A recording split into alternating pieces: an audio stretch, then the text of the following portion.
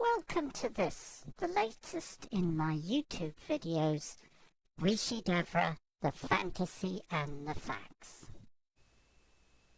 In my previous YouTube videos, 17A and 17B in particular, we looked at the role of liar for hire and senior cult member Jeffrey Reynolds, the role he played in Miss West's criminal conspiracy, a role he was probably manipulated into taking up after he was duped into loaning Miss West $300,000 shortly after he commenced his employment in 2006. In this YouTube video, we'll look at the role that Miss West's ex-husband and long-term partner in crime, Jack West, has played in the Ascended Masters guru cult extortion business these past 3 decades or more. Now, Miss West managed to turn Jeffrey Reynolds into a prolific liar within 1 year. Now think how good a liar Jack West would have become after 35 years or so of living with Devra Patton West. By now you would think that he would have a PhD in telling lies, and in fact Jack West does.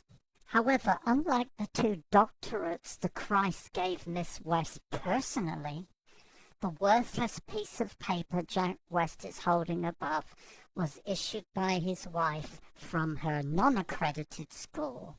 Perhaps that is why Miss West can single-handedly hold open the gates of time, while all Jack can do is lie for all he's worth. We'll get to the good stuff later on, but for now let's see how Jack West was introduced into a life of organized crime by his ascended master, wannabe ex-wife, Devra Patton West. We've got lots of slides to get through in 15 minutes, so we're going to whiz through them. As usual, if you want to stop and look at the detail, press pause. In 2007, when the whistleblower's website was up, he received an email from Jeremy Samuelson, who stated that he knew Jack West back in the 70s and 80s. He also said that Jack West had little experience with women and that Devra West was soon running him.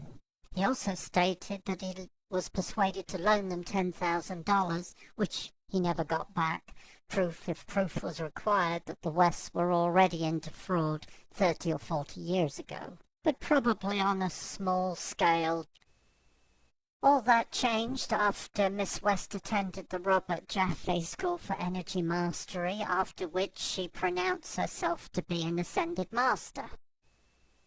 From then on, the West criminal activities expanded and morphed into something altogether much more sophisticated.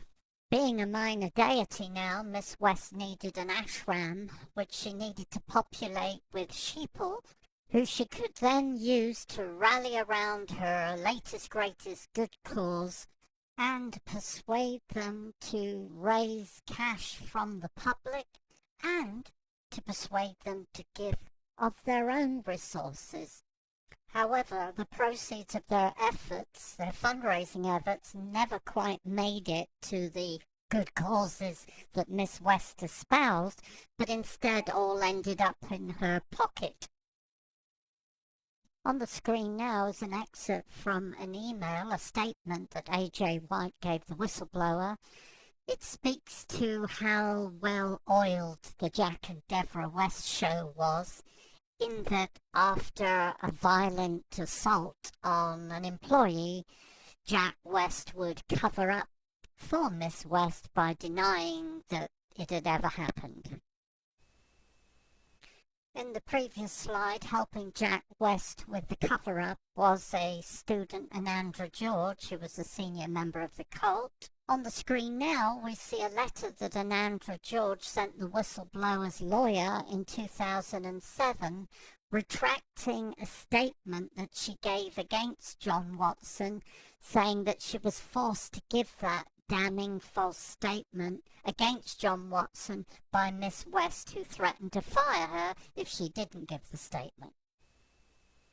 Back to A.J. White's statement. where she refers to the fact that her position was in name only. She had no control over anything. All decisions were made by Devra West. The controls of all the monies were in the hands of Devra and Jack West. She also refers to the fact that an $80,000 donation by Tanmayo, Corin Coffin, was diverted away from the charity by Miss West to pay for her son's legal fees. After the whistleblower, John Watson was constructively dismissed for suggesting that Miss West separate out her personal finances from those of the charity. The Secretary of State for Montana struck off Miss West's charity, the Circle of Divine Unity, leaving Miss West without a business container to operate her guru cult extortion business from.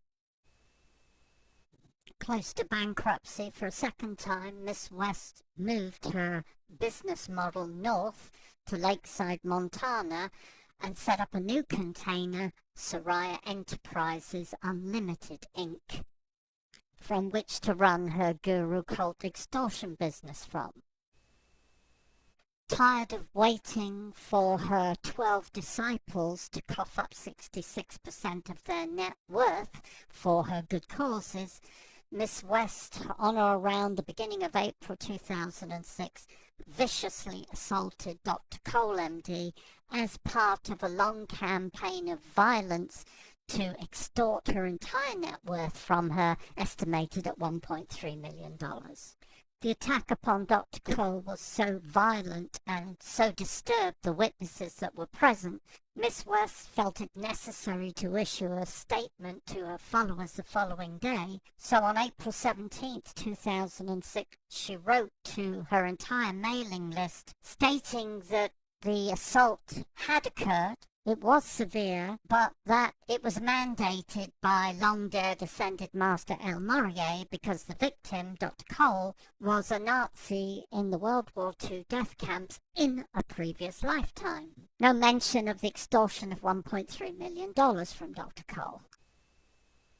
After receiving several emails from Rebecca West, Miss West, then office manager, no relation, although they're both called West, and because of the propaganda that was appearing on Miss West's website about John Watson and Dr. Cole,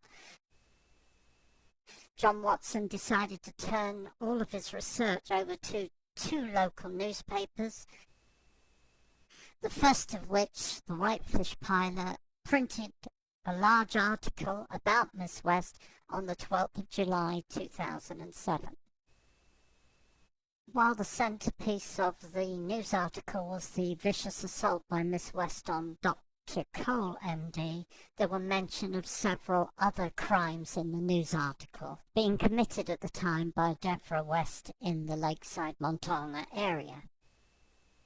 Although anyone on the inside or privy to all of this information can see that Miss West was running a cult, it was important for the cult, and Miss West in particular, that the public still thought of Miss West as a guru. Her guru cult extortion business could not survive for long if the truth got out. So the slightest whiff of scandal had to be snuffed out by whatever means as soon as possible, otherwise Miss West's multi-million-dollar fraud scam was dead in the water.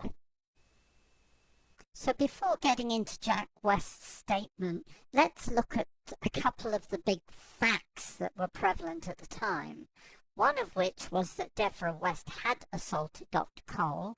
There was a criminal investigation mounted by the authorities into the assault, and in 2008 Miss West would be convicted of that assault.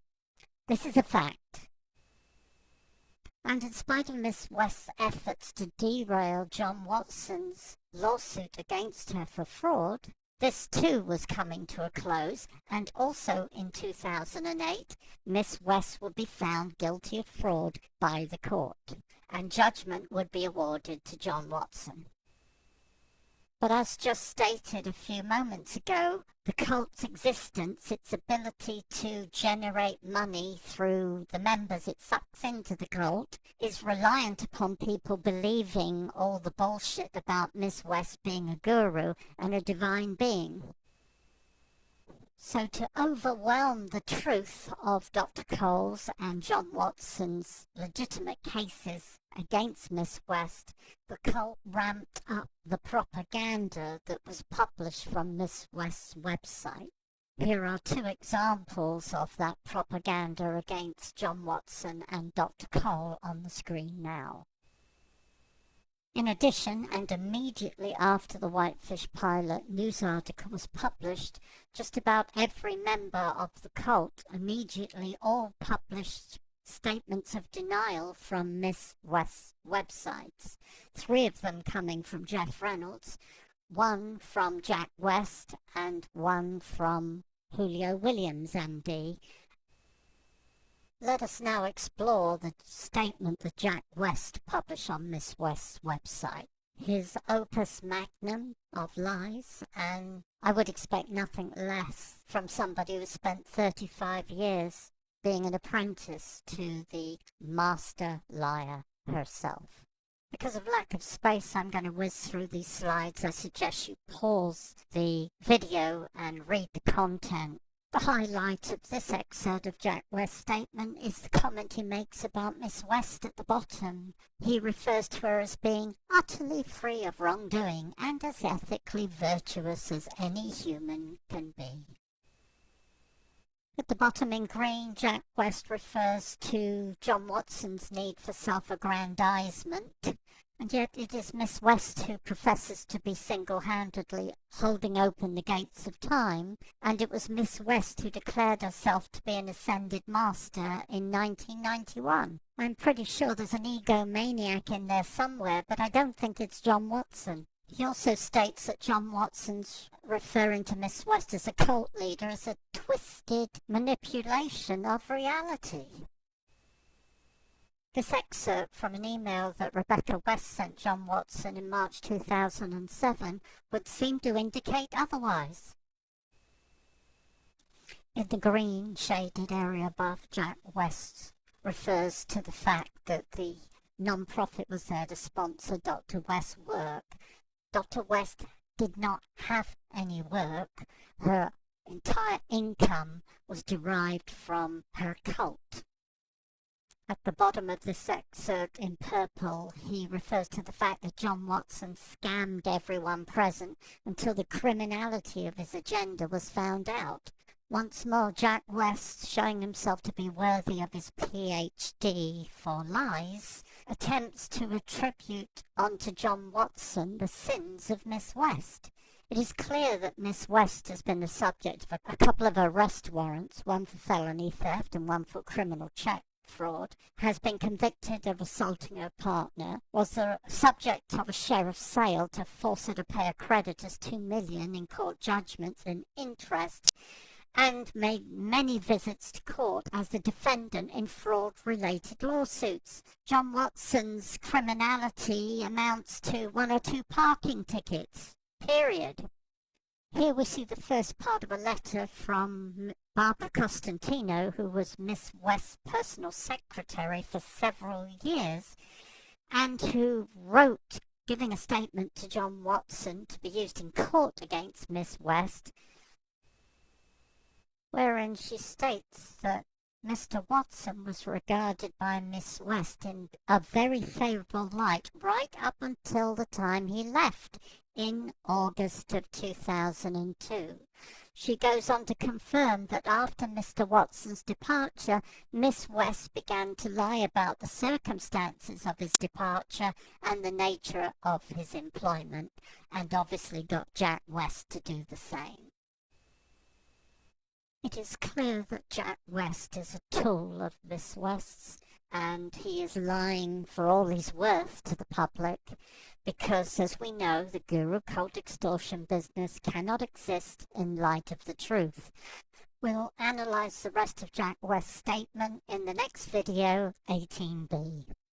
Please like my video and please help me make it go viral.